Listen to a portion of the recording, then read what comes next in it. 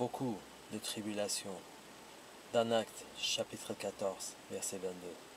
Fortifiant l'esprit des disciples, les exhortant à persévérer dans la foi, et disant que c'est par beaucoup de tribulations qu'il nous faut entrer dans le royaume de Dieu.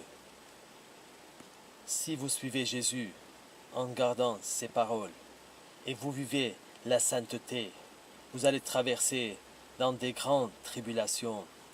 Ça ne sera pas facile, mais Jésus ne nous abandonne jamais au milieu des tribulations. Nous ne pouvons faire confiance à personne, même pas en nous-mêmes, mais seulement en Seigneur Jésus. Son sourire nous donne l'espoir, car il est notre rayon de soleil, et ses douces paroles qui sortent de sa bouche guérissent nos blessures.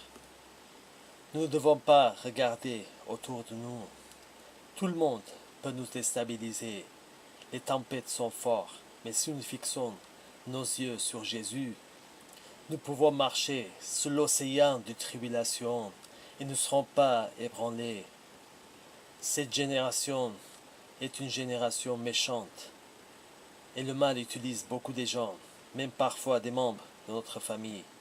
Le monde est contre nous et nous sommes contre le monde.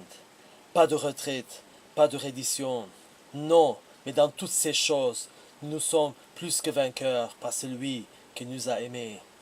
Dans Romains chapitre 5, verset 3.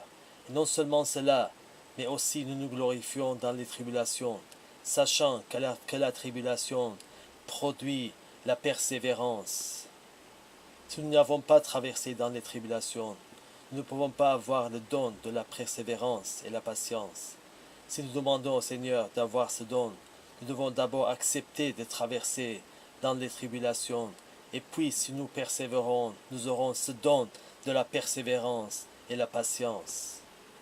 Soyons prudents des pièges du diable. Jésus lui a vaincu et nous a dédié cette victoire. Ils l'ont vaincu à cause du sang de l'agneau, à cause de la parole, de leur témoignage. Ils n'ont pas aimé leur vie jusqu'à craindre la mort. Jésus vous bénira si vous lui obéissez.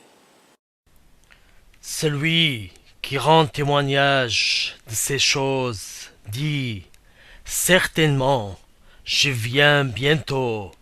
Amen. Oui, Seigneur Jésus, viens.